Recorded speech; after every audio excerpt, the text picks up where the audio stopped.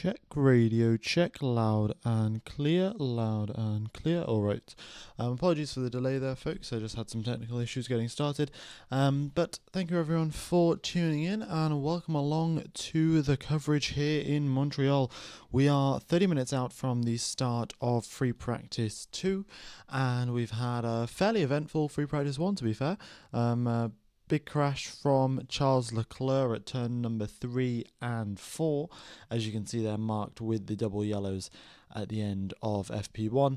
And then of course we had a couple of spins here and there throughout the session for the drivers as they got used to the circuit, used to the conditions, and got their settings for their cars dialed just in perfectly for, well, what looks like is going to be the long runs in Free Practice 2. We didn't see much running on the medium tyre throughout Free Practice 1. We saw a couple of laps here and there at the start and a couple towards the end, but the majority of the running was done on the softs, so I would be expecting that we do see the medium tyres, potentially even a couple of drivers come out on the hards just to get a feel for what the grip levels are going to be like when it's race day. Yeah. Okay. Yeah, thank you everyone for coming along. Let me just block adverts there. There we go. So hopefully no more adverts popping up on stream. And yeah, all right. What else have we got going on then?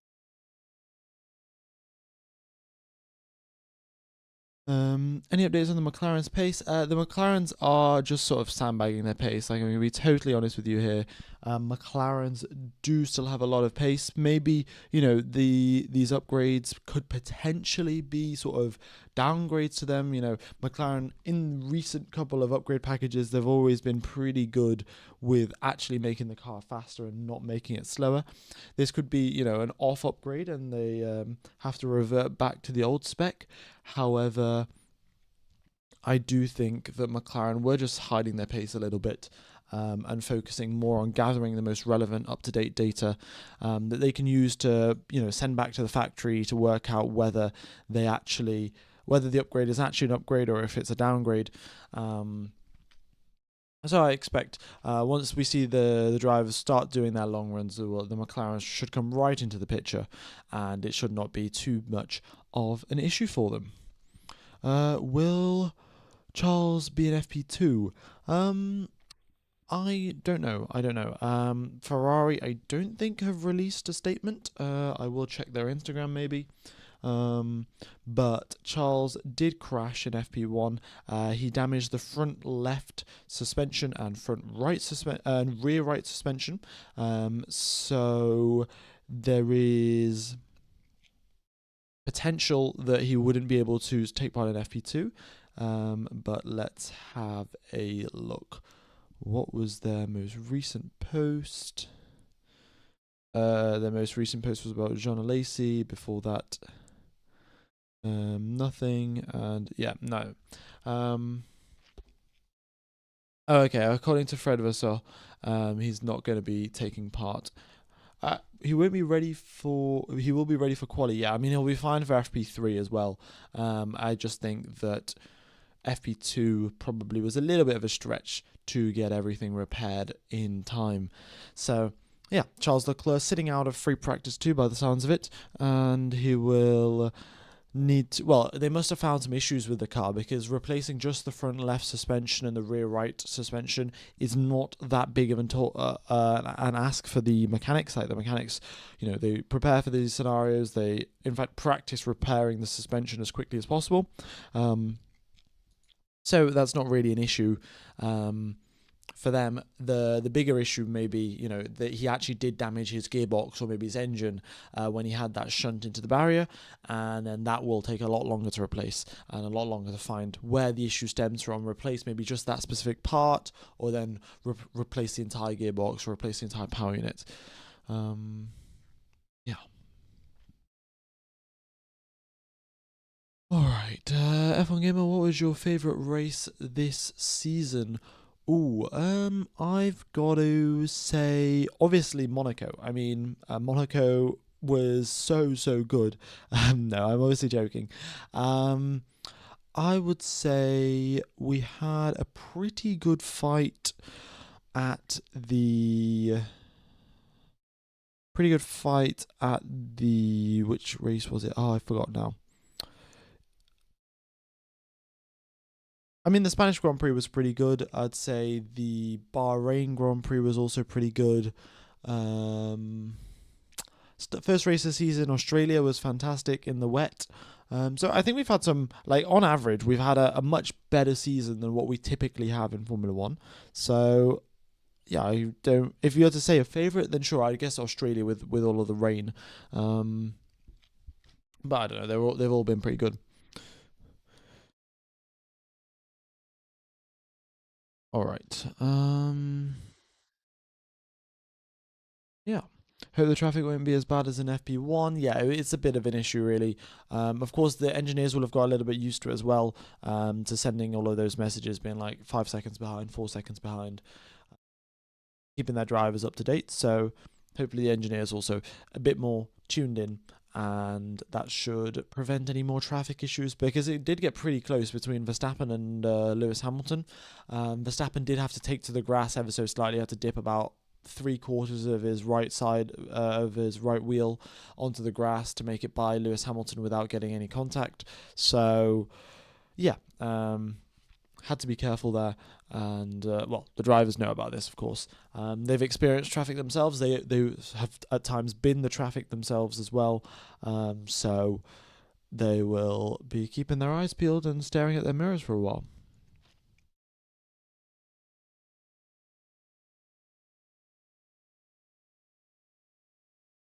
Um, F1 Gamer, do you think it is good to gather data from new upgrades for McLaren? Won't this affect their pace for both Piastri finishing in pole position, Norris also runner up? No, not really. It's a free practice session, so it doesn't really matter how many points like. It doesn't matter where you finish, so you don't, because you're not scoring any points, of course. It's much better to gather as much information as possible on whether things are working as expected, because it's not just about this year's upgrades as well. Like if McLaren are doing, their simulations on aerodynamics and they think that something's going to work and then it turns out to not work, they need to get that resolved ASAP, because they're going to be using these simulations to develop the 2026 cars. And if these simulations are wrong, then, well, that spells big trouble for 2026. And that's why, that's why gathering so much data is important. And, the teams do have 20,000 sensors, 10,000, like ridiculous amounts of sensors all over the car, all gathering data. And yeah, it's all to be used back at the factory. At F1 Gamer, I was tuned into the live stream for a little bit. Why was FP1 live stream had the old data for a little while? It's just that all of the data only starts coming through about 20, maybe 10 minutes before the start of the session for practice sessions or quali sessions. Only in the race it comes through 45 minutes in advance. And because I start streaming 30 minutes in advance, I just keep the 2024 data up on the screen, so you have something to look at. And then 10 minutes before the start of the session, you'll get the up to date data. All right, who do you support now that Seb is gone? Well, not particularly, any certain driver. If you asked, would I be happy if Fernando Alonso scored points, or Yuki Tsunoda or whatever, like, I would say yes. I'd say if I had to put three drivers down as drivers that I would support, I'd probably say Yuki Tsunoda, Fernando Alonso, and Oscar Piastri. But, I'm not particularly bothered by who wins. I'd much rather see a fantastic fight right to the end. That would be much more incredible. Yeah, that's why it still says FP1 on the leaderboard, because, once we are 10, 12 minutes away, then we'll get the FP2 data coming through. Is Charles racing again tonight, or is he finished for today? By the looks of it, he is finished for today. I think Ferrari found some more issues in his car after he, damaged it, and he's not going to be taking part. So that is unfortunate there for Charles Leclerc. All right. Yeah, let me know any other questions that you have. I'll be happy to answer them. Expected pole time, I suspect down in the 1 minute 11s. I will not be able to tell you exactly where, but with the way that the lap times have been progressing so far this weekend, I wouldn't be surprised if it was a 1:11.0 or something along those lines. The drivers are getting very very quick, very very early on in the weekend. Okay, yeah, 1,000 people tuned into the live stream. Fantastic. A couple more bits of news to run through then. Hadjar, of course, has said that he doesn't feel that he's ready to move up to the Red Bull team. So for now, we've got Yuki Tsunoda driving in the Red Bull. We'll wait and see how that goes. Of course, there has been Colapinto, who's only been given a 5-race contract after replacing Jack Doohan, so he hasn't got too many races left to prove his worth in the Formula One team.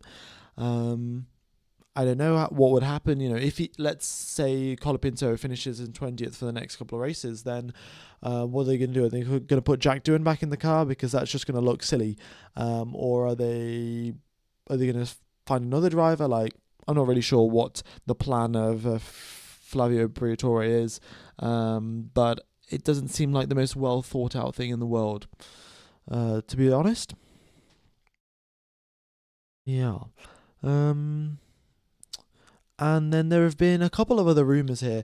George Russell, his contract has not been extended at Mercedes as of yet.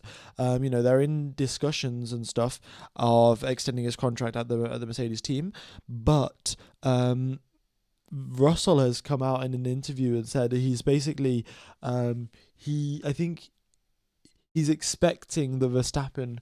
He's expecting that Mercedes is interested in signing a Verstappen, and his own contract negotiations have stalled a little bit. So George Russell's contract negotiations not going anywhere really at this current moment in time, at least. Then we've got Max Verstappen, who is clearly not happy with the Red Bull team. So maybe now is prime time to snatch away Max Verstappen, sign him onto the Mercedes team. But I think, Max Verstappen, firstly, they'll have to buy him out because I think his contract goes to 2028. Secondly, Verstappen will not want a contract more than 1 year long because he will just want to move to the quickest team on the grid in 2026. And I'm sure whichever team is the quickest in 2026 will be more than happy to take Max Verstappen as their driver. So yeah, we'll see how those sort of contract negotiations work out, but we're sort of entering now the halfway point of the season. We are on round number 10 of 24, and now is the time when you get all of these silly rumours flying around about which drivers are going where and what the contract situation looking like for next year. So expect to see a lot more rumours flying around in the news in the next couple of weeks. Okay. They are changing the chassis on Leclerc's car, although it may be done. The FIA only checks the car once per day, so they'll have to wait until tomorrow, as per rules. All right, makes sense then. Hadjar's doing good this season. Yeah, he is. He's doing pretty good, but it wouldn't really make much sense to promote him up to the Red Bull team after only 9 races in Formula One. Especially when Yuki Tsunoda, who's had a full 3 seasons, and then this is his 4th season now, is still not getting to grips with the car. And we saw how it went for Liam Lawson. So yeah, it's probably not best to put Hadjar in that car. If you had to bring back a driver from all time, who would it be? I mean, I think surely it's got to be Ayrton Senna, no? Yeah, maybe Ayrton Senna, maybe Michael Schumacher. Mika Hakkinen would be pretty nice. I would actually kind of like to do like an all-time grid, in the same way that football fans will do an all-time Man United or all-time Arsenal, what's it called? Like an all-time team sheet, and they'd pick the best players from all of the eras. I think that would be pretty cool to do for the Formula One teams. You of course should have Michael Schumacher driving for Ferrari. You'd have probably for McLaren. You'd have I don't know. I mean, Ayrton Senna surely, and then maybe Mika Hakkinen, maybe Alan Prost. I don't know. Who is your favorite team? I guess I would just support Aston Martin because that was the last team Vettel drove for. Like, yeah. My Formula One sort of following sort of very much was based around Seb Vettel. So who knows? Stroll is racing, yes. Stroll had surgery over the Spanish Grand Prix weekend. Didn't take part on the race on Sunday, of course, 2 weeks ago, but he has since recovered. His pain has gone down in his wrist, and he's good to go to drive this weekend. So it is his home Grand Prix, of course. I'm sure he will have been wanting to make it and to be actually able to drive. So yeah, Stroll is taking part this weekend, and hope that he does well. What are your Audi driver predictions? Well, haven't they already signed Nico Hulkenberg? The question is who's going to be the second driver that they sign. So I don't know. Maybe Bottas. I mean, Bottas would always be a good choice. But this is the thing: the more years you take as a break from Formula One, the less likely you are to come back and be able to deliver at the same level that you were previously. Like Bottas was obviously a fantastic driver when he was alongside Lewis Hamilton. Towards say the 2019 season, even at the start of the 2019 season, he got pretty close to sometimes even beating him. And he was very consistent. I think 103 consecutive Q3 appearances for Valtteri Bottas. Like, incredible driver. Carried over pretty much all of that skill when he went to Sauber. But then a couple of years out of the sport, and then suddenly, these skills, they do disappear a little bit. And start to fade away. So, I think Bottas would be a great choice for next year. But maybe a couple more years out, and then Bottas would be a bit of an unfavourable pick. But I think Gabriel Bortoleto as well. Bortoletto's got some really good potential. At the rate that he's improving, I think... Oh, okay, Bortoleto is staying for 2026 then, okay. I think he is. I can't remember the Audi contract situation because they signed the contracts ages ago. But Bortoleto, I think, is doing a fantastic job. He hasn't been standing out, as much as Antonelli with his sprint pole or Isaac Hadjar up in the points, mainly just due to the fact that Sauber is not that quick. But if you look at his comparisons to Nico Hulkenberg, who's a very experienced driver, a good benchmark for anyone on the Formula One grid, Bortoleto is measuring up very nicely, considering it's his first season in Formula One. So, yeah, Bortoleto wouldn't also be a bad choice, and definitely would cost a lot less than Valtteri Bottas. So I can tell you that for certain. Do you think Max will place George? Well, I mean, I personally don't think so. I think Max will still stay with the Red Bull team. As much as, the issues are plaguing him right now, I think he'll stay. And Mercedes will keep George. And yeah, I think it's just going to continue that way. As of right now, it's stalled a little bit, but, Is Daniel Ricciardo coming back to Formula One? Unfortunately not. I think there's a very similar thing to what I was saying with Valtteri Bottas. You're a great driver, and then you take a couple of years out of the sport, and you come back, and you're just not really performing at the same level, and then yeah, you're sort of left at the wayside. Okay. Also, folks, if you only hit the like button, please be sure to do so. It really does help out the channel. The YouTube algorithm just likes it when you press the like button at the start of the stream. Yeah. Hello, Mikey. Hope you're doing well. Yeah, hope you're doing well too. Of course, I think you are from Canada, so that's the race that you could potentially go to if you wanted to. But yeah, thanks everyone for coming along. And yeah, we'll be 9 minutes now away from the start of free practice 2. I'll take you through a lap of the circuit. It's currently just up on the screen. I'll take you through what it says on all of the on the track map, so you guys can get a little bit of an understanding for all of these lines and everything. So these green lines, big ones here, those are the DRS zones. This purple dot here is a speed trap. So at the bottom middle of the screen, all of the speed traps there, they are, yeah, they're measured from this point here. You've got this green dot. This is the DRS detection point for the second DRS zone and the one down the following main straight. And this green dot is the DRS detection point for this DRS zone here. The red line is the end of the first sector, and this red line is the end of the second sector and the start of the third sector. But that's yeah, that's what's up on the track map, and I shall take you through an onboard lap of the circuit.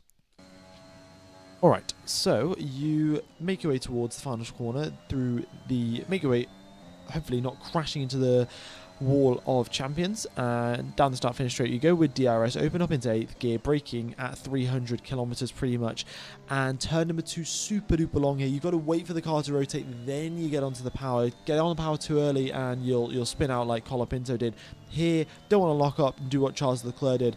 Pretty big damage that you can have. The barriers are just so close, so you're going to be flying into them at a pretty high speed if you do make a mistake. So all of the drivers do have to be wary of that. And you got DRS for the second time on the lap as you head towards turn number 8. You want to hug the inside line, minimize the distance you're traveling, brake under the bridge, through the apex as you go, right up to the barrier. And then onto the left hand side here, once again minimizing the distance before you hit the hairpin where you're braking in a straight line.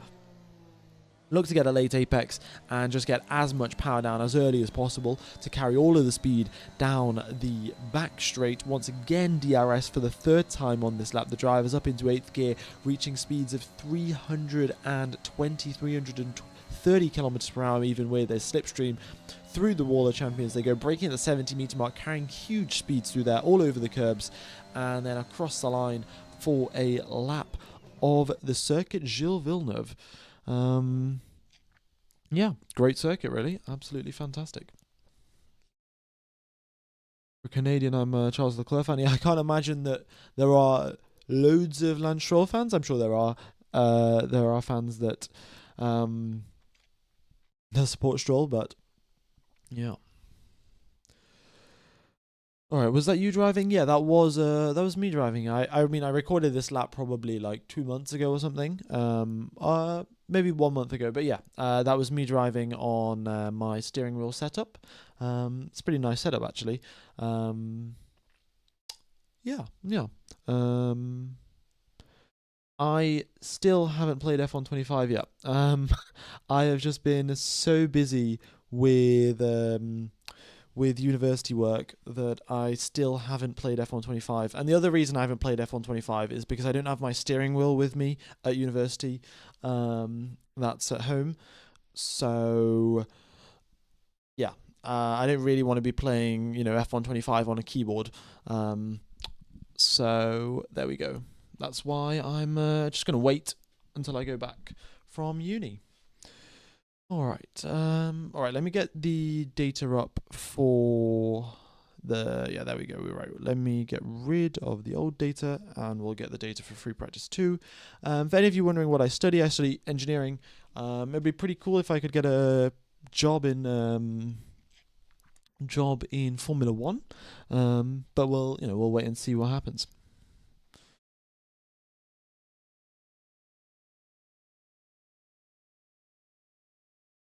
What are your driver predictions for Cadillac? I'm going to predict one American driver and Valtteri Bottas. I think Bottas was on some podcast or something saying that the Cadillac project is very interesting or something. Like, I think the interviewers on the podcast were just trying to get an answer out of him, basically, like, oh, are you going to drive for Cadillac or not? And Bottas was playing along with it, giving some sort of encrypted cryptic hidden answers. So maybe we will see Valtteri Bottas. I'm sure he's been engaged in contract talks.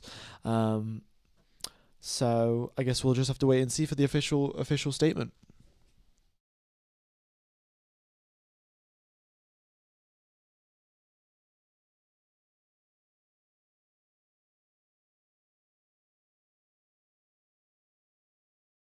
At F1 Gamer, I'm offering a product assurance job in aerospace. What background do you have? Well, I mean, that seems interesting, actually. Aerospace and Formula 1 is pretty similar. I mean, That'd be kind of weird to get a job from my YouTube channel, from people watching my YouTube channel. But I do have an email if you like, if you want to let me know. The email is gamer dot oh no gamerf1 dot yt5 at gmail.com. So yeah. If any of you are watching from a Formula One team and would like to offer me a job, or just in any job in general, like, sure, send me an email. Why not? Because job prospects aren't looking all that good, at least in the UK right now. So who knows? Anyway, bit of an odd tangent there. But yeah, the email is gamer f1.yt5 at gmail.com. Right. Yeah. So 3 minutes and 30 seconds left on the clock till we get underway for practice. All right, so let's run through all of the drivers, and we might as well have a chat about all of the drivers. So let's start from the top. Max Verstappen, car number 1, leading world champion here. Currently, third place in the Drivers' Championship. He is a pretty significant chunk behind our lead drivers, Lando Norris and Oscar Piastri. And in fact, can we have the championship standings up? No, we can't. But I think the points gap is now 20 points or so. Yeah, pretty big. And Verstappen has got a lot of work to do. Red Bull have got a lot of work to do. They've got some upgrades to make. They have, they've got to bring out the consistency of the car. You know, Verstappen, we've seen time and time again, he can put together a good lap. But if the setup isn't there, if the car isn't in the right window, if the temperature's slightly off, things just seem to go astray for Red Bull.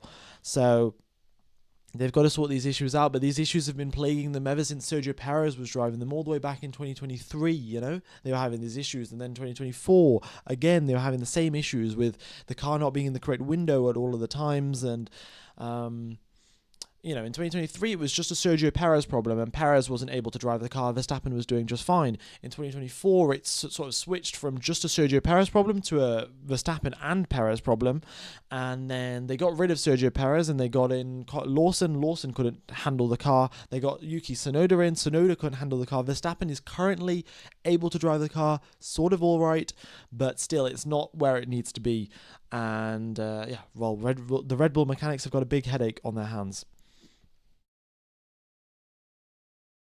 Oh, it's 40 points behind. I must have. I guess I'm remembering the championship from a couple races ago.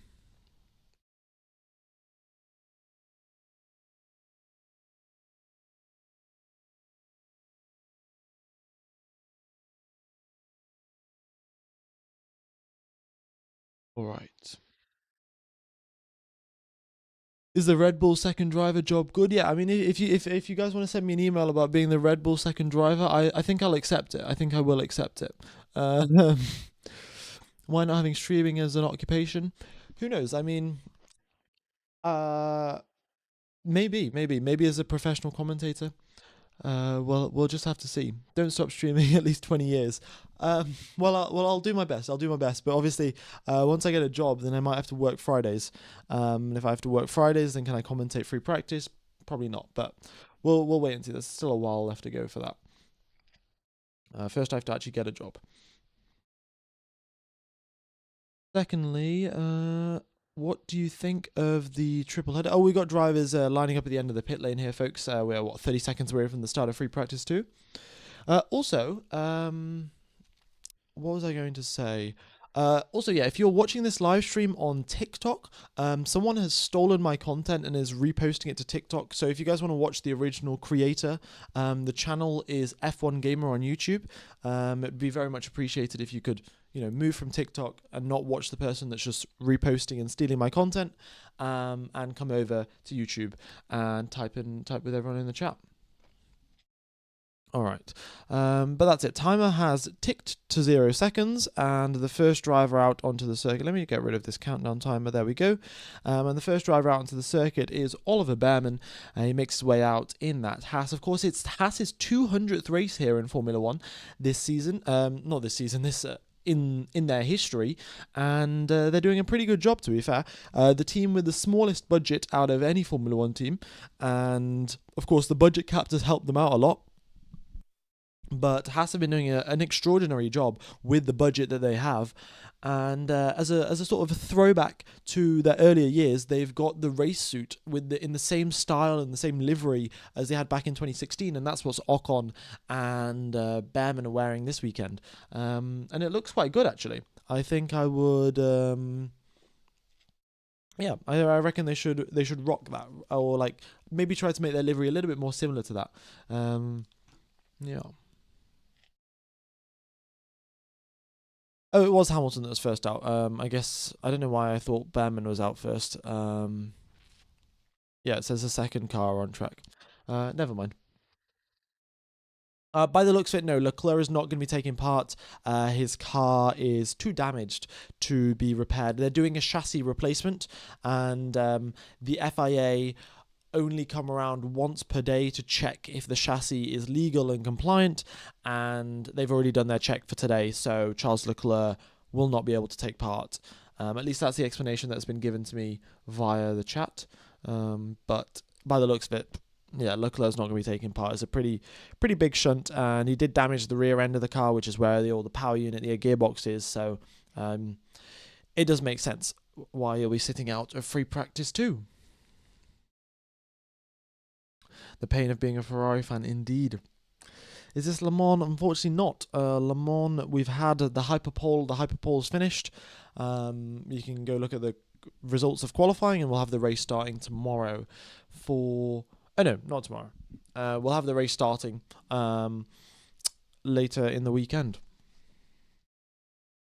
Or maybe it is tomorrow. I don't know. I really haven't been keeping up to date with Le Mans. I did see that Toyota brought some hydrogen car or something. It looks pretty cool. But that's about it, really. And I know Kevin Magnussen. Kevin Magnussen's driving in Le Mans as well. I think for BMW, if I remember correctly. Yeah. All right, we've got about half the grid out on the circuit now, and they're out on medium tyres. By the looks of it, it is going to be long run pace, given that they're out on the mediums. I don't think they're going to be doing quali sims on the medium tyres. We've got Hulkenberg and Bortoleto experimenting on the hard tyres. They're going to be getting to grips with those, potentially looking at them as a race tyre. Yeah, the thing around this circuit, though, tyre wear isn't particularly high, so you don't really have the incentive or the necessity or the need to go out on the hard tyres. You could probably get away by going onto the mediums. So, yeah, it's an interesting strategy choice that they could do. They could pit on lap number 5, 6, 7, and then go onto the hards and try to do the entire race on that, benefit from a safety car or something later on in the race. And, yeah. Yeah, my email sent. Right, thank you very much. I'll check my phone if I got the email. Yeah, I did actually. Thanks. I'll have a read of the email.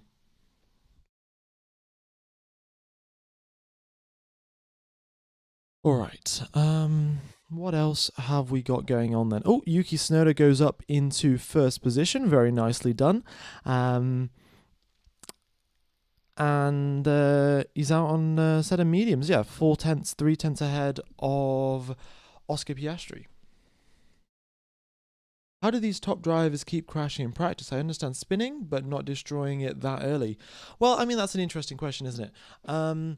The thing is that these Formula One cars are... Well, firstly, they're very difficult to drive. These drivers do a good job at making it look easy, but if you put... even like a GT3 driver, someone who's like top of their class in GT3 into a Formula One car, it's a totally different story, and driving the car looks extremely difficult. And the other thing was that the circuit, I think, was probably slightly dirty. And then, of course, some of these drivers, they are driving on the limit, and mistakes happen, The other thing is the margins are pretty small at this circuit. Like, let's say we were at Barcelona, you can lock up, you'll go onto the grass, the gravel, maybe get stuck, and then that's the end of the story, you know, and then you can get picked out by a tractor, taken back to the pits, and you're good to go again. But here in Canada, where the walls are just so close, every little tiny mistake will be penalized. So that's why we see the drivers crashing. It's not more so the driver's skill. Like, everyone's bound to make mistakes once in a while, especially when they're getting to grips with the car around the circuit, on a new setup and stuff like that. But yeah, that's that.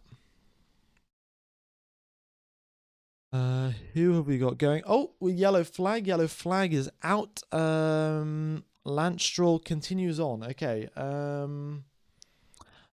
It looked like it was Lance. Let's get a replay here. What was going on with Mr. Lance Stroll? Oh my god, his front left is off, and he's driving back. Incredible from Lance Stroll. He's crashed into the barrier clearly, and he's driving back. Is he stopped on the side of the circuit? Okay, he's stopped. I thought he was going to drive straight back to the pits with a broken front left.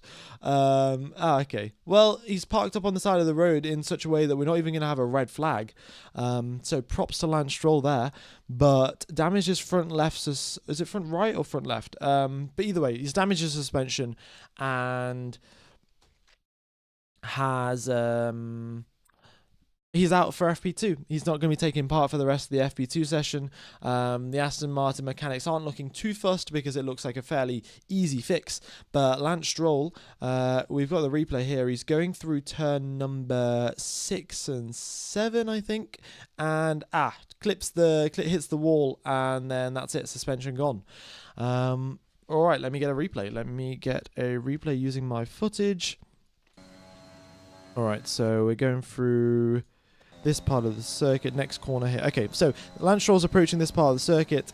He makes it through the first corner just a-okay. Second corner as well, just fine. But then here, I've missed the exit of this corner. I'm nowhere near the wall, and Lance Stroll just clipped the wall here. Front left tire hit the barrier on the left hand side, just under the O, let's say, of the Aramco. That's where he hit the barrier, and that's where he damaged his car. And the Aston Martin fans, they are there with the head in their hands, just shaking their head, really. What has Lance Stroll done? And then he continues driving on with a broken suspension. He comes over the radio, but like, I'll try and make it back to the pits. And he's continuing driving on all the way up until this point with a broken front left suspension, just jabbing at the steering wheel, hoping to keep it under control. And then by the time he reaches the hairpin, he makes sense. Like, oh, there's no way I make it. Oh, we've got another yellow. Who's this?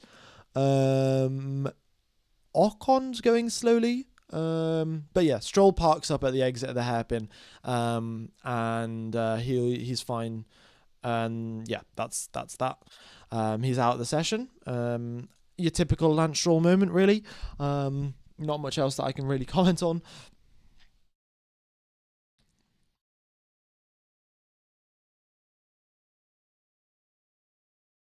Yeah, okay, looks like that yellow flag that popped up at the exit of turn number 2 was nothing major.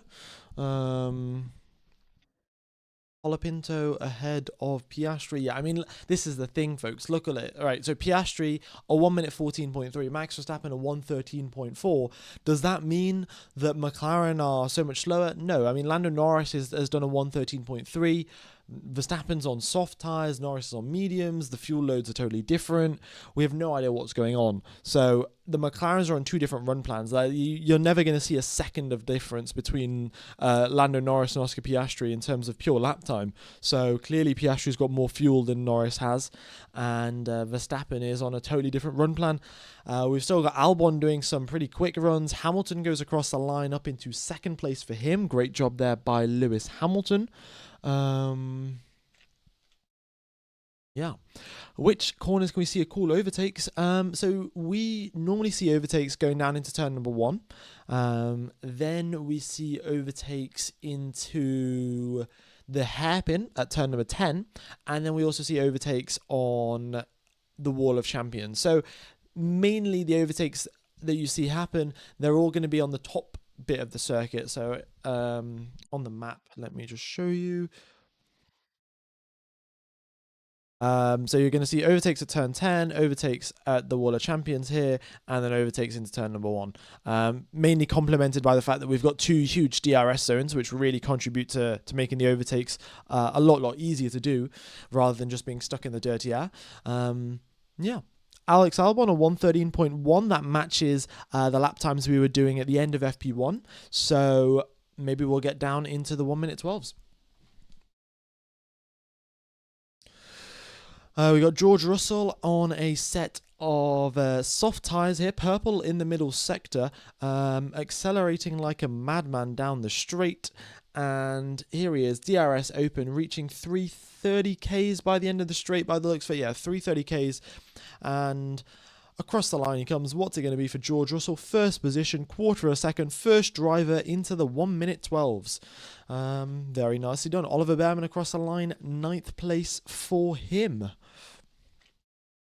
Then we've got Esteban Ocon across the line up into 11th. Very nicely done. Verstappen across the line on a set of softs as well. You know, these are fairly fresh softs for Max, and he's in 113.2. He's still not half a second back, 3.5 tenths back from George Russell. So still a lot of improvement left to go there for Max to get close to George. Maybe the Mercedes upgrades that they brought a couple of races ago, they're maybe kicking into action now, or Red Bull are slightly behind. Could be loads of different things, so we'll just have to wait and see. But Piastri, he's down in 16th position. You know, do not count Oscar Piastri out. He's just made a mistake here, missed the chicane on the final corner. But yeah, Piastri is going pretty well, and we always see him pretty close to Lando Norris. Like, I'm not going to expect that Piastri's going to be that far behind. And yeah, as he was going through the chicane, he got a snap of the rear and then had to cut the corner. So pretty standard stuff here. We do see a lot of rear sliding for the drivers, because this is the thing. You've got so many long straights of this circuit, right? You've got the casino straight, you've got the main straight, you've got this back straight here where you've got DRS, and it's generally a very high-speed circuit as well. Like the drivers, there's only, you go down to second or third gear for the hairpin, and for turn number 2, you go down to second or third gear, but that's it. Everything else is fourth gear or higher. And because of that, the drivers do spend a lot of time in the sort of upper ranges of the speeds, and they want to minimize drag as much as possible, which means minimizing downforce as much as possible. The lowest downforce that they can get away with, and that's why we're seeing so many drivers getting spins. We saw Hamilton spin at the hairpin. We saw Colapinto spin at turn number 2. Loads of drivers having the rear snap out because they're all trying to minimize the level of downforce that they're running so they can go quick down the straights, because that's where you can gain a bunch of lap time. And one example of a driver gaining a bunch of lap time down the straights, Carlos Sainz. Fantastic from him as he goes through the Wall of Champions and across the line, and that's second place for Carlos Sainz. Great lap, and he's on a set of medium tyres as well. So if he was on soft, I mean, that would have easily been quicker than George Russell. We've got Alonso across the line, 4th place for him. Looking good. Of course, the Aston did look good in Imola, and then Imola is a very similar circuit to Canada in the same way that it's pretty narrow. You got lots of high-speed corners, lots of medium-speed corners. So I would, be great to see potentially Fernando Alonso up in the points paying positions. Smooth operator indeed, Carlos Sainz. Hello, Exoteric. How are you doing? Yeah, doing good. We are seeing pre-practice 2. A couple of updates for anyone that hasn't, tuned into the sessions or the streams so far. Charles Leclerc crashed in FP1, damaged his car at turn number 3 and turn number 4. Then the car was too damaged to drive for free practice 2, so he's not taking part. Lance Stroll damaged his car on the exit of turn number 7, going through the chicane on the exit, hit the barrier, and he's out of FP2. So those 2 drivers aren't taking part. McLaren have brought some small tweaks to their front wing and suspension. They're still not sure if they're actually working or not, so they were testing out the upgrades, looking at all of the data over the course of free practice 1. and then they'll decide overnight whether the upgrades are actually good or not, and then tomorrow morning they'll either have them fitted or they won't. The track evolution is crazy. Indeed it is. We started out the weekend at 1 minute 16s from Max on a fresh set of softs. We're now down to 1 minute 12s. Yeah, Verstappen's just improved on his previous lap there, and it was down to a 1 minute 12.8 for him. So huge improvement across the board. Good morning from New Zealand. Good morning indeed. It's getting pretty late here out in the UK. I mean, it's 10:15 p.m. It's not that late. Yeah, good morning, good morning. All right. What else have we got going? Not much else really. We've seen quite a few long runs, quite a few drivers do their long runs. You know, they've done 8-9 laps worth of driving, and that's enough. The teams can sort of extrapolate off that. If they see that, oh yeah, the laps are getting slower by half a tenth of a second every lap, or the laps are getting quicker by half a tenth every lap, then you can sort of figure out what's going to happen from that. Yeah, so things are going well for most of the teams.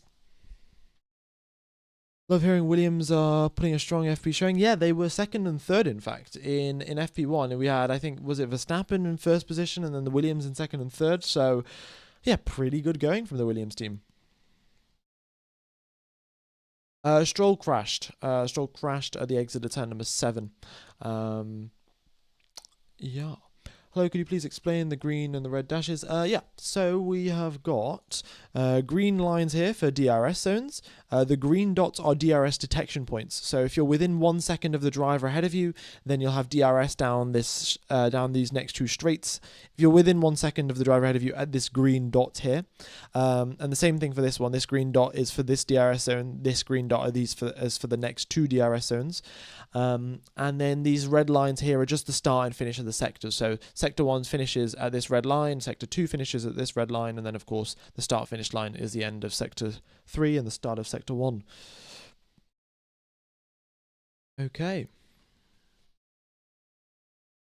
Also, just as a sort of FYI, last year's pole time, a 1 minute 12.000. George Russell set the lap time first, then we had Max Verstappen set the exact same lap time a couple of seconds later, but George Russell ended up getting pole because he set it first.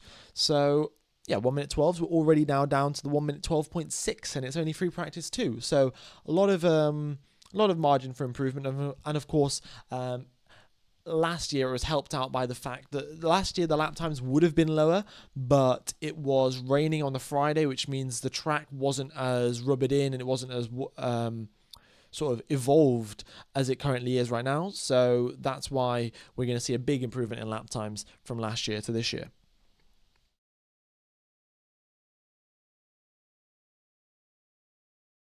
Okay.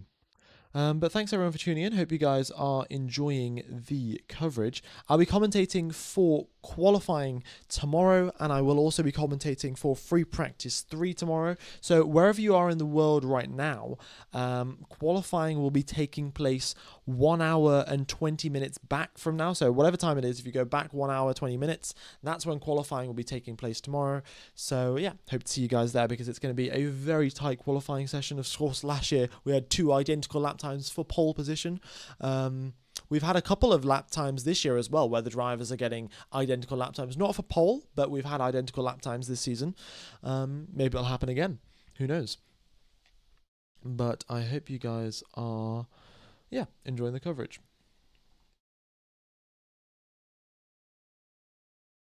Right, what else? Not many drivers out on the circuit now, just Tsunoda, Colapinto and Alonso. Everyone else is in the garage analysing the data and getting ready to go running later in the session.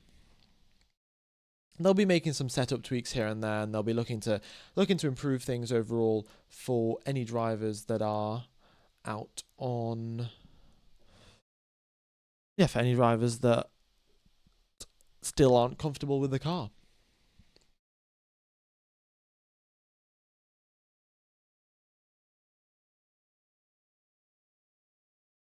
Brilliant, brilliant. Okay. Will Aston hire Arvid? Arvid Lindblad is the first rookie to get exception from the FIA to drive a Formula One car under the age of 18 years old. Verstappen, of course, he did drive an F1 car under the age of 18. However, after Verstappen joined F1, they put a rule in saying you have to be over 18 years old to drive a Formula One car.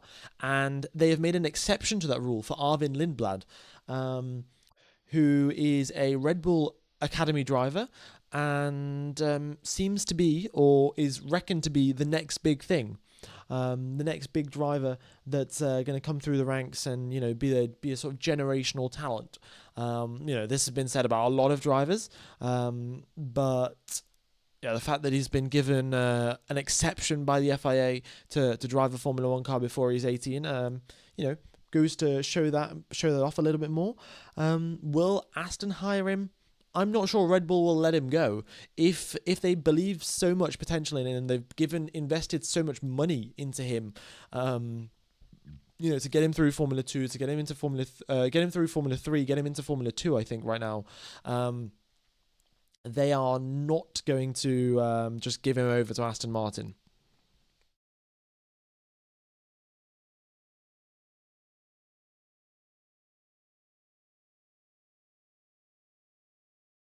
All right. Looks like the rule applies to everyone but Red Bull. Yeah, I mean, I don't know. The rule obviously came into effect after Verstappen joined Formula One. I think they saw Verstappen join Formula One and start being too aggressive, and they were like, "Oh no, we don't want two young drivers joining Formula One, so we're going to have an 18-year-old sort of limit." But they've voided that one. Your voice is very calming. Well, thank you very much. Well, I tried to make it calming. You know, there's no point shouting in a free practice session. For a qualifying session, there definitely is, but I'm sure everyone at that point is already sitting on the edge of their seats, waiting to find out who's on pole position.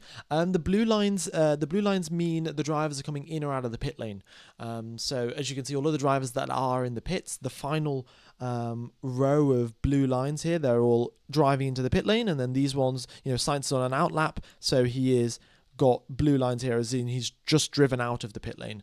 So it's just a little bit of information on whether the drivers are on an in lap or an out lap or what's going on there.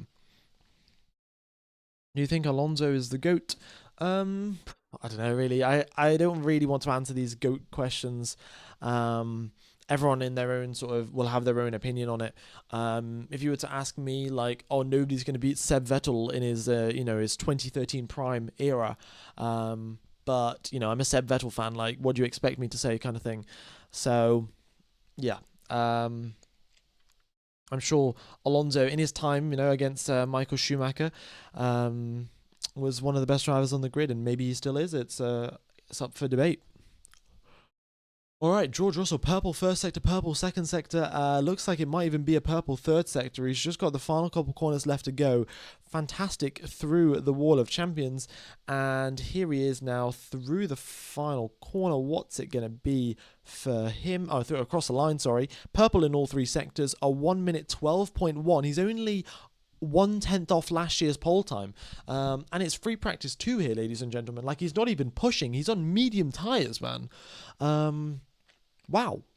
Yeah, I mean, the cars have got a lot quicker. The conditions are a lot better than what they were last year. But huge improvement by George Russell. Albon takes the fastest first sector away from him. So the track is still improving, even after what it must have been.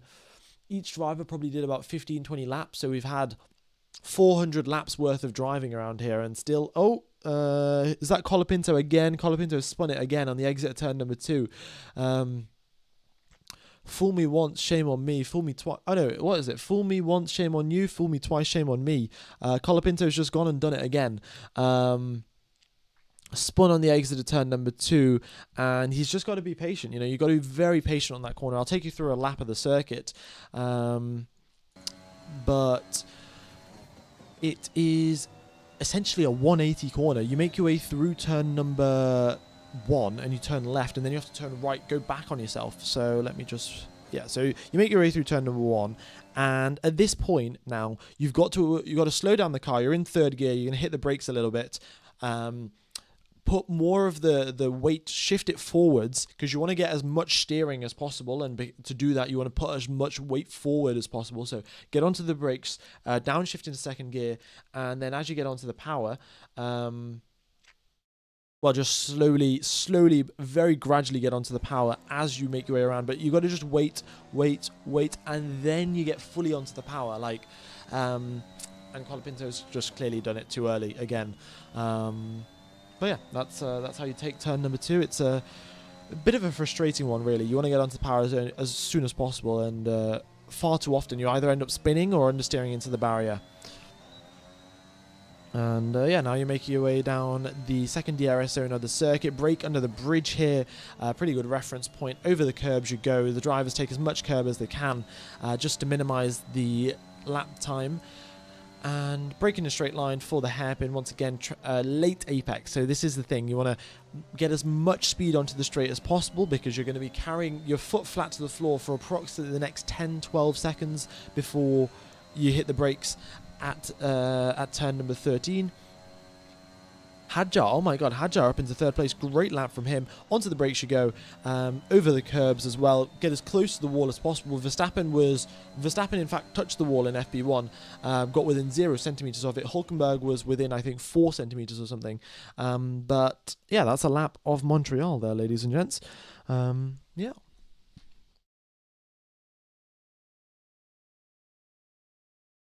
Fooled me twice, never getting fooled again. Well, hopefully that's what it is. Hopefully that's what happens with Colapinto.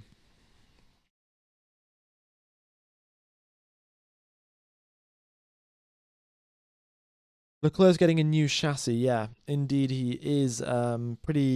Apparently it's major damage to his chassis. The impact looked fairly sort of slow. It wasn't like a huge impact, but I guess Ferrari have seen something in the car indicating that they need a new chassis. So I wouldn't doubt them.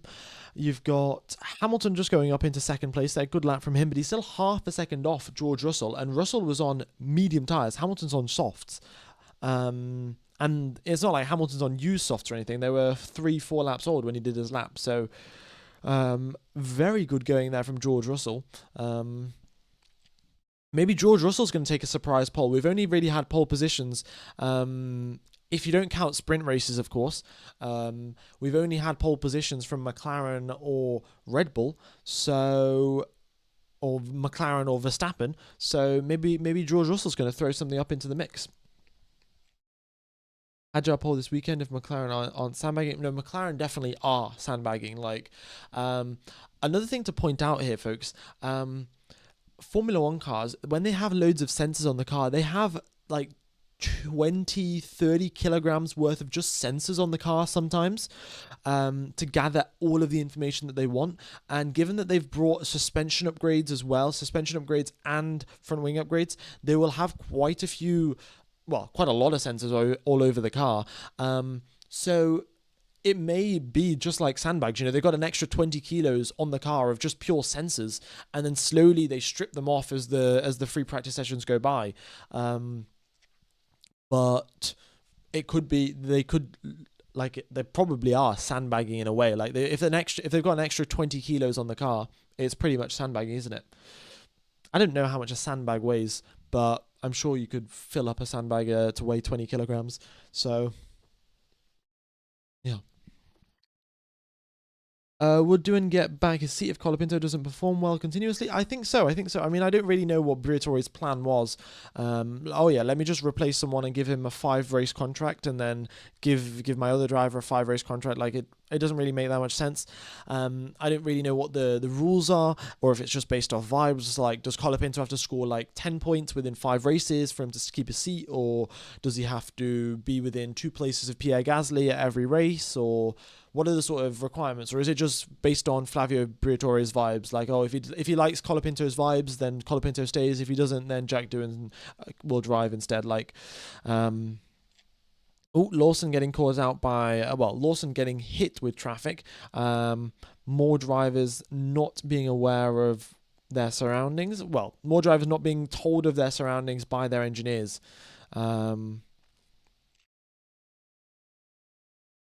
Not ideal.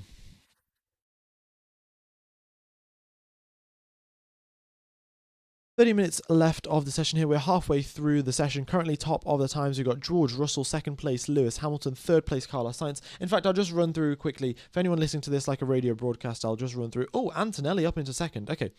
So we've got George Russell up in first place, Antonelli in second. It's a Mercedes 1-2.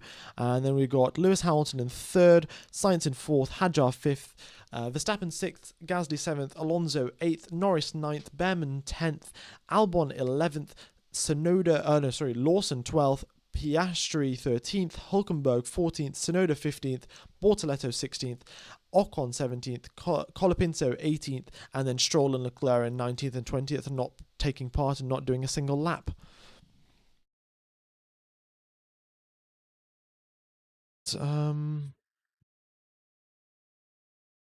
Yeah, we'll see what Yuki can do. I think he had to back out of his lap. He was on a push lap and then had to back out of it.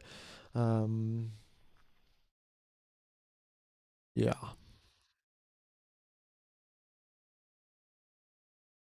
If we look at Yuki's theoretical best lap time, so if you hook up all of the sectors absolutely perfectly for Yuki Tsunoda, then that will put him up into where? 10th position, 11th position, not all that high really. Piastri up into third, Norris fourth, and those are sets of soft tyres for them, fresh sets of softs. Have Mercedes leapfrog McLaren or a McLaren sandbagging? I guess we'll wait and see.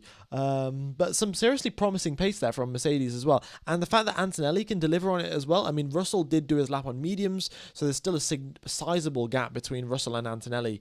But regardless, the car is looking very good this weekend for Mercedes, and they have been struggling with the warm conditions that we saw in Miami, that we saw in Barcelona. But here in Canada, it's not that warm. Air temperature 19 degrees, track temperature 37, 38 degrees. That's like 10 degrees cooler than what we saw in Barcelona, 10, 12 degrees cooler in Barcelona. Yeah, the Mercedes should be theoretically getting better, and the McLaren's advantage should disappear. This is sort of the complex things that keep switching around with the temperature swings. As the temperature goes up, McLaren get quicker, Mercedes get slower. As the temperature goes down, the opposite happens. And who knows? Maybe we're at the crossover point. Maybe not. But McLaren may have just took off all of their sensors. Maybe they've still got some sensors on. They've still got some lap time left in the tank. I guess we'll never know. Well, I tell you when we will know. We'll know in 22 and a half hours. That is when we will know. That is the start of qualifying. F1 Gamer is like Qatar last year. Merc was just faster due to the cooler temps. Exactly, yeah. Mercedes, they I don't know exactly why, but I think it's something related with the tire overheating issues that they have. But yeah. F1 Gamer, what is the point of sandbagging? Don't you have to practice at your qualifying pace? You do, but you don't have to practice your qualifying pace in free practice 1, and then in free practice 2, and then in free practice 3. You can practice your qualifying pace with a slightly heavier car. It's not too much of an issue. That's mainly what the drivers are doing now. Norris setting a purple first sector. He's doing a pretty quick lap. He's practicing qualifying performance. He's just doing it on a slightly heavier car. And then in FP3, just before they go into quali, they'll take all of the sensors off, and then they'll do an actual qualifying simulation. And these drivers are good enough. They've done enough time in the simulator, enough times driving around the circuit, that 1 or 2 attempts at the end of FP3 will be more than good enough for them to, go into qualifying with some good confidence.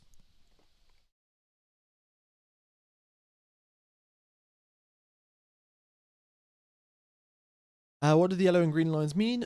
So essentially, I can basically all of the sectors that you can see on the track. So where the red lines are, that's the gaps in the sectors. But each bit of the track is split up into smaller sectors. And yellow means the drivers are going slower than their personal best. Green means the drivers are going better than their personal best. So Ocon's currently on a flying lap now in the first sector. in the majority of the first sector, he was going better than his personal best. In half of the middle sector, he was going slower than his personal best by the use of the yellow indicator. And then this purple here, you can see Alonso was purple in the middle sector at some tiny portion of the middle sector. Wait, has Alonso crashed as well? Wait, let me get a... Oh, no, okay. Has he crashed? No, okay. Alonso didn't crash, but he did drive over the grass in quite a big fashion, actually. What, did he lock up or something? No, just snap at the rear and not enough grip to turn in. So he turned into a lawnmower. He turned the green Aston Martin into a lawn mowing machine. Helped out the groundsman at Montreal, and the grass is cut nice and short on the exit of turn number 8. Yeah. And the this blue here just means that the drivers are going into the pit lane, and this means they just come out of the pit lane. But yeah, that's sort of just a little bit of a rundown of what everything means on the screen. The world's most expensive lawnmower, indeed so, indeed so. All right, 24 minutes left of the session, and we have got Alex Albon, second fastest in the first sector. Looking good there, Alex Albon. He's on a set of medium tyres as well, so some serious pace here from Albon. He's matching Lando Norris's first sector pretty much, and he's on medium tyres, which are old medium tyres. So maybe we're getting a lap just like George Russell's lap. We'll have to wait and see what the middle sector's saying. Purple middle sector. Looks like it's a good lap here for Mr. Alex Albon. The Williams is looking fantastic. So slippery in a straight line. So much downforce for the amount of drag that they have. And Albon's up on Russell's time as he comes across the middle sector line. He is now just heading towards the Wall of Champions. This is it, the final corner. That's all he's got to do. Final 2 corners technically. And he makes it through A-OK. And coming across the line now, opens the DRS flap across the line. 4th place for him. Not a great final sector. However, still some very solid performance considering he's on a used set of medium tyres. Stay calm, Williams fans. Williams fans, I think you guys should get ready. 2026 is going to be the year for Williams. That's my prediction. All right, Fernando Alonso is also on a pretty good lap here. Green in the first and second sector. Across the line he comes and up into 5th place. Wow, fantastic. He was on soft tyres. Alex Albon's on medium, so there's still a sizable pace gap between the Williams and the Aston Martin. But regardless, pretty good going from the oldest driver on the grid, Mr. Fernando Alonso. All right, the majority of the drivers have sat in the pit lane for a little bit now. Now they're making their way out. We've got Piastri out, Colapinto, Russell, Behrman, all coming out onto the circuit now. And we'll be getting some more running. Yuki Tsunoda is, I think, starting a flying lap. Oh, no, he's doing a bit of a long run, maybe. Yeah, he is. A 1:13.1 on the previous lap for Yuki Tsunoda on that set of soft tyres. All Merc-powered cars in the top 7. That is a good point. Is that saying something about the Mercedes power unit? Is that just saying something about the settings that the Mercedes power unit typically runs at during practice? Because Ferrari could just run their power units at a lower engine setting. They can tell Haas and they can tell Sauber basically, use engine setting 2 rather than engine setting 3 in practice, just so we don't wear it out, we don't have any engine failures during the race, and Mercedes might be using engine setting 3 or engine setting 4. Who knows? Also, when I do say like engine setting 2 or 3 or whatever, each team has their different settings, but I'm just saying sort of on a scale of 10, engine setting 2 is pretty low power compared to say engine setting 8 or whatever. And in fact, let's have a look at the top speeds here. So quickest top speed, we've got Pierre Gasly, 328 Ks down the back straight. Verstappen, 327. Tsunoda, 327. Hulkenberg, 327. Russell, 326. So the top three, we've got quickest is Alpine with Pierre Gasly. Second and third is the Red Bulls. And then we've got some of the Merc cars. Looks like Norris is still running. Actually, to be fair, they both got the same top speed, Norris and Piastri. They're just tiny differences. And then Ocon and Behrman, 321. So looks like they're going slower. And then clearly Stroll and Leclerc, they aren't taking part in the session. So not that big of a difference. 328 to 321. So 7 kilometers per hour. And I'm sure there'll be some engine mode settings when Haas turn up their engines for quali. They'll be A-OK. What happened to Stroll? Stroll, I can show you a little replay of a dramatic reenactment of what happened to Lance Stroll then. Let me just do that. So, why is the onboard not working?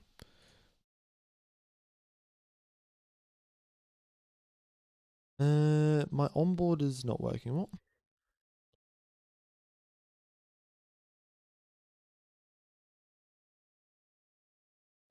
For whatever reason, folks, I can't show you the onboard lap, so I guess we'll just have to. Wait. Basically, at turn number 7, that is where Lance Stroll crashed. That's about it. He ran out too wide, hit the front left of his car into the barrier, and broke his suspension, and had to retire from the session. Okay.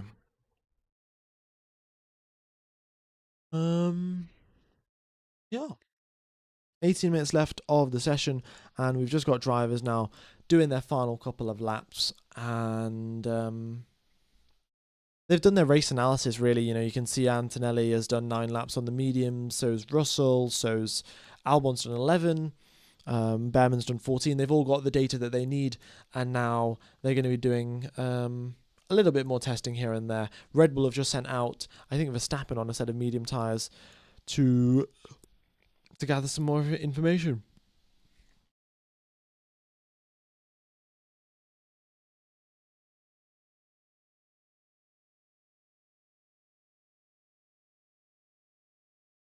Right. How many people have we got watching here? 5,600 people. Thanks everyone for tuning in. I hope you guys are enjoying the coverage, and be sure to hit the like button as well. It really does help out the channel. Hopefully we can hit 1,000 likes. And if you guys haven't hit the subscribe button as well, that would very much be appreciated. You know, I do all of the commentary for qualifying sessions, practice sessions, the whole shebang, the races as well, and I'll be doing it right till the end of the season and for next season as well. So if you guys are interested, enjoying the coverage, enjoying my coverage, I don't know what word I was going to say, then go ahead and subscribe. Would be appreciated. All right. I also do have to mention I am sponsored by Surfshark VPN. So quickly, just like a 10-second thing. If you guys do want to watch Formula One for only $2 a month rather than like 10 or 20 or whatever it is in your respective country, what you can do is pay $2 a month for Surfshark VPN. Then you join an Austrian VPN server. You go onto Google, you search Service TV, and you make an account. You log in, and then you can watch Formula One for free. Via Service TV. The only thing you have to pay for is Surfshark VPN. The commentary is in German, so you can always mute that. You can listen to my commentary over the Service TV footage. But that's about it, really. If you guys are interested, go ahead and check it out. There's a link in the description, and would very much be appreciated. Okay. F1 Gamer, favorite F1 season? I think I've got to say the 2024 one. 2021 was really good, don't get me wrong. But I think the sort of uncertainty of which driver is going to come out on top going into a race weekend, like I think with fairly decent certainty we can say, oh, it's going to be one of the McLarens or it's going to be Max Verstappen winning this race weekend. Whereas in 2024 we could go into race weekend and one weekend it could be Ferrari's chance, one weekend it could be Mercedes, the other weekend McLaren, the other weekend Red Bull. I think the uncertainty was fantastic.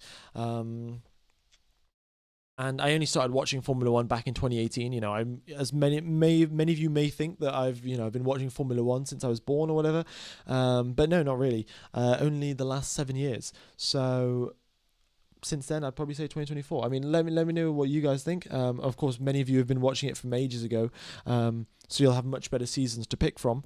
I'm sure 2010 will have been incredible. 2008, 2007, like there's loads of great seasons to choose from.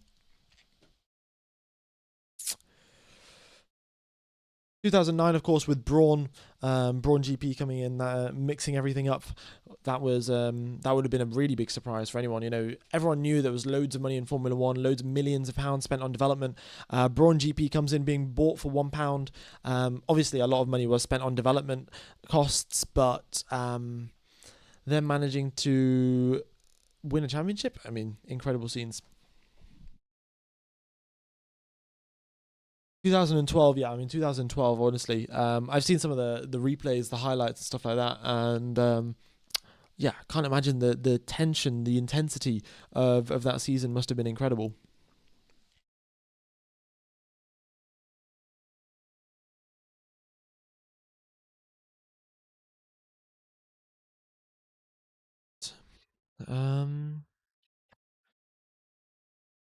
Let me just block the adverts, make sure no more adverts are popping up on your screen. There we go. All right, everyone's out on the circuit apart from Alonso. Piastri's making his way out onto the circuit, and Alonso will be coming out shortly as well.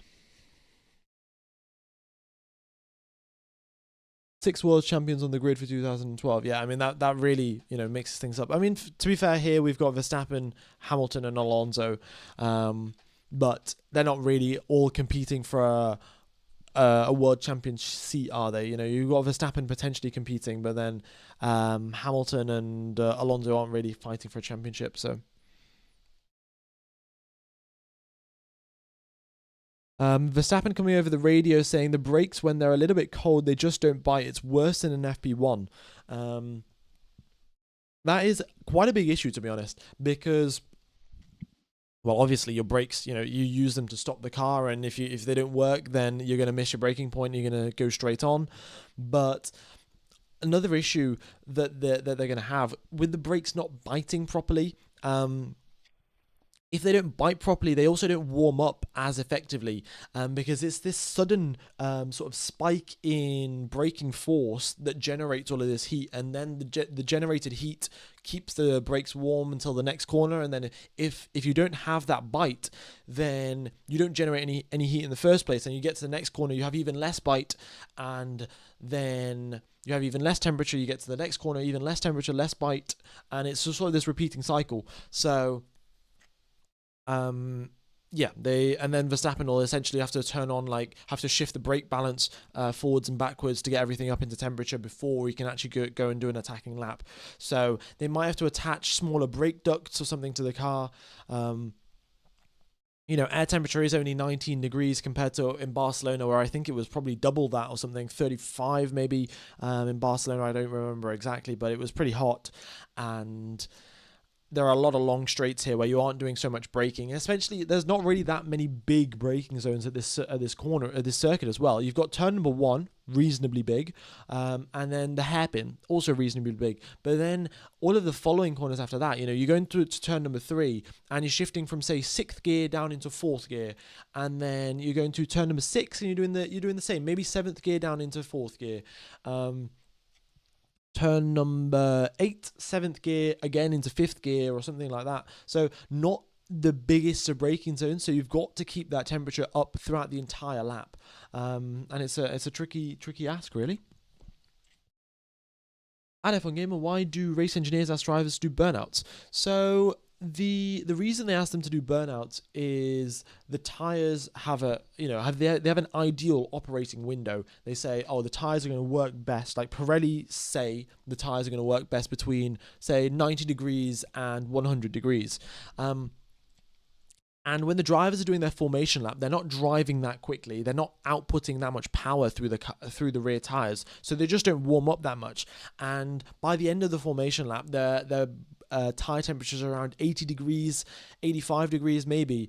And and that's not in the correct window. Ideally, at the end of the formation lap, you want them to be 100 degrees. So then when you sit on the starting grid for a little bit, you'll sit on the starting grid, you'll lose some temperature. So they might not even start at 100. They might start at 105. Then you sit on the starting grid, wait for, 20 seconds, 30 seconds till all of the cars line up. Then you get going.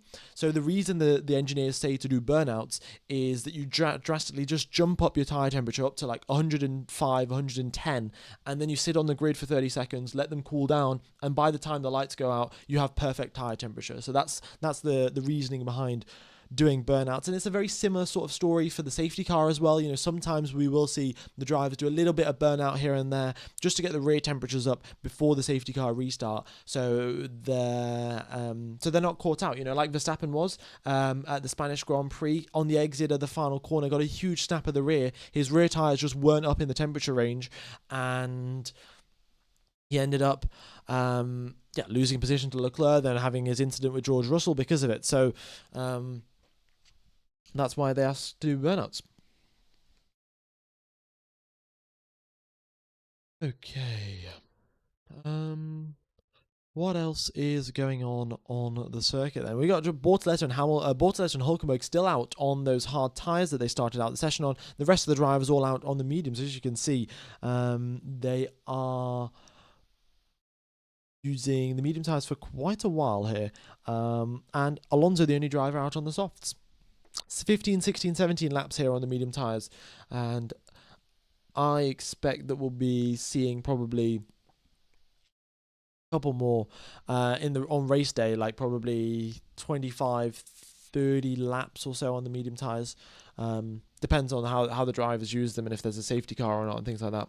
What happened to Stroll? Stroll crashed at turn number 6. Let's see if my onboard is working now. Hopefully it is. Oh, there we go. Okay, I didn't know why it wasn't working before. I'll show you where Stroll crashed. So we're going towards it now. Yeah, so we're going towards this corner. He makes his way through fine, just through this corner, then through this curb, and just too far. I'm on the circuit. Stroll, however, was much more off to the left-hand side and hit his front left into the barrier, just under that O of the Aramco on the left-hand side. Hit the left-hand side on the barrier, damaged his front left suspension, and was out of the session. So that's what happened to Stroll. For anyone that wasn't here during the FP1 stream, I'll just show you quickly sort of what happened to Charles Leclerc. So yeah, you're going towards turn number 3 here, and Leclerc locks up at this point here, and his car's sort of pointed towards this DHL barrier straight ahead. So his car locks up. He doesn't have any grip whatsoever. Goes straight on, hits the DHL barrier on the left-hand side here, near the Tech Pro, the sort of this brown area, not brown, grey area, and then bounces off that. So it sort of deflects himself off that barrier, and then goes straight into the DHL barrier on the right-hand side and damages his rear suspension as well. So he damages his front suspension, spins around, damages his rear suspension on the other wall, and that's why he's out of this session. Very unfortunate. But yeah, and then you continue on. I'll do the rest of the lap here. So you make your way towards turn number 6 again. Not the biggest braking zone. You're taking this corner at 4th gear, and you only approach at 7th. So you're only downshifting 3 gears again. Now you got the DRS open here, up 7th into 8th. But then you take this corner in 5th gear, maybe? Yeah, 5th gear. And you get right up to the barrier, but still not a huge braking zone. The only big braking zone is this corner, really. You're in 8th gear all the way down into 2nd, maybe even 1st if you want a little bit of extra traction, but smoothly back onto the power, and that's where you build all of the brake temperature for this circuit. And then you've got to sort of maintain it around the rest of the track. So I'm guessing Max Verstappen is going to have his brake ducts changed for tomorrow to sort of resolve the braking issues that he's having right now. All right. Yeah, that is a lap of the circuit. We have got everyone now just doing race runs, as you can see. Let's have a little bit of a comparison of the lap times. It's not going to be the most accurate comparison you've ever seen in the world, but Piastri Piastri and Norris setting pretty consistent lap times. Norris a 1:16.5 from him, and in fact, okay, on this occasion that's not just happened. Piastri's just gone 4/10 quicker. But on the previous laps, they were within like half a tenth of each other, so very, very close for the two McLaren drivers. Then I would say, who else? Max Verstappen, 1:25. That's clearly he had to back out of that for some reason. But Russell and Antonelli not too far off each other. Russell a 1:16.8, Antonelli a 1:16.5. So either Antonelli's quicker or they're on different fuel loads. I'd probably believe the second one, if I'm being honest. The weather is looking pretty dry. In fact, totally dry. There's only a 5% chance of rain, and that chance is lowering at a rapid rate to 0. So not much to sort of worry about there. If you're hoping for rain, then yeah, a little bit unfortunate. To be fair, I was also hoping for rain. Canada in the rain is incredible. The race last year was great. The race back in was it 2011? When it rained in Canada for and the race was like 3 hours long or something. Who knows? But yeah, Canada in the wet is fantastic circuit. So who knows?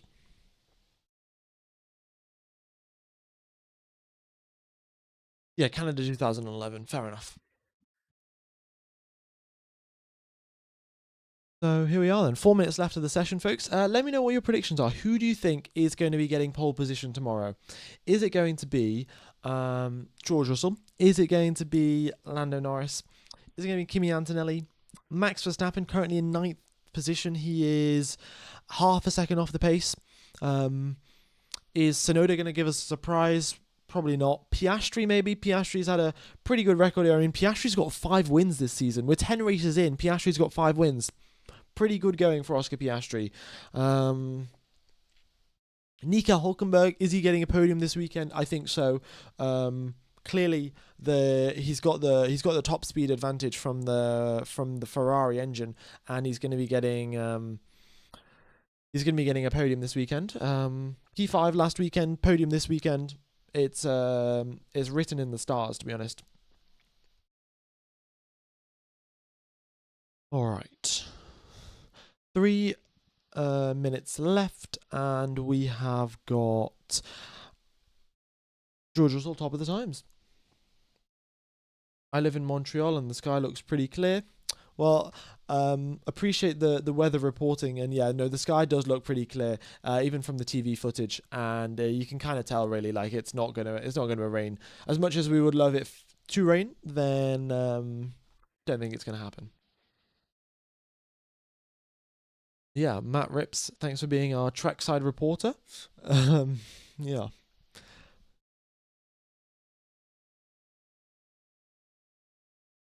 Okay.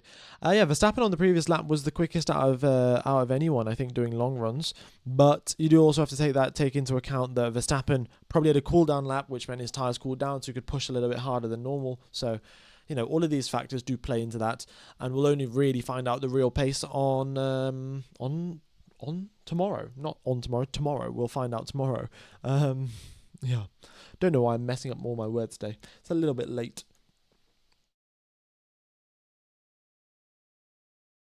Alex is going to get a podium, maybe. I mean, this might be the weekend. Williams are fantastic around Canada. They should be fantastic. All signs, it could be Canada, it could be Spa, it could be Monza. I think those are the 3 real big opportunities for Williams to potentially get a podium. There's got to be a little bit of chaos. There's got to be some things going in the right direction. But Canada, Spa, or Monza, 3 opportunities for Williams to potentially get podiums. And I'm all here for it, Williams to get a podium, that would be incredible. On pure pace as well, of course, in 2021, Russell had a sensational lap at Spa in the wet and got a podium there, but technically, the race didn't fully happen or whatever. So if he can get it on pure pace, that would be mind-blowing. Nearly had contact between Bortoleto and one of the Williams drivers. I don't know if that was Sainz or Albon, but yeah, they nearly crashed into the wall of champions.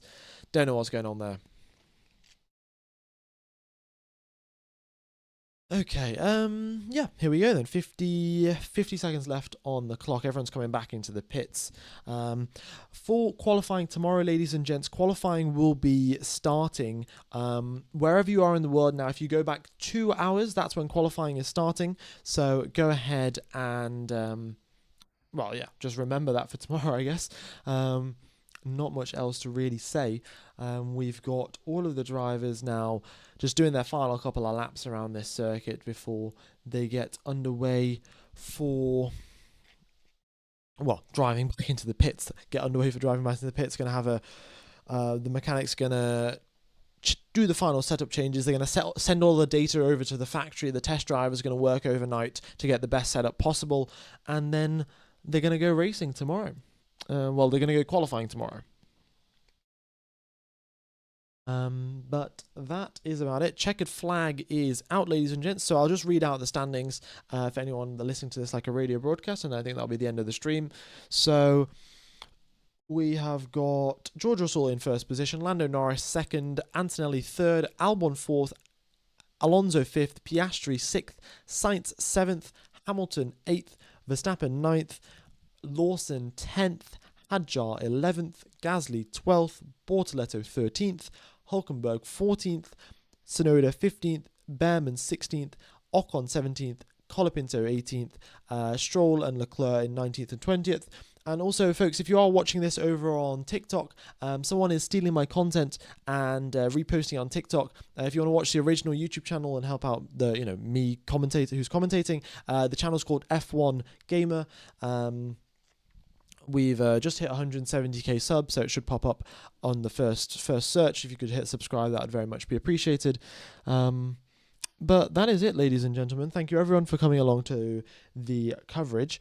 I will see you tomorrow for the free practice 3 and for qualifying. So if you guys could, the stream's going to end now. It'll take you over to the qualifying stream. If you could hit the reminder button and the like button on the quali stream, it really does help out the algorithm. But that is all from me. It has been a pleasure commentating to you guys, and I will see you tomorrow with all 20 cars getting ready for qualifying. So yeah, that's been it from me. Thanks everyone for tuning in, and see you in a couple hours. Bye bye.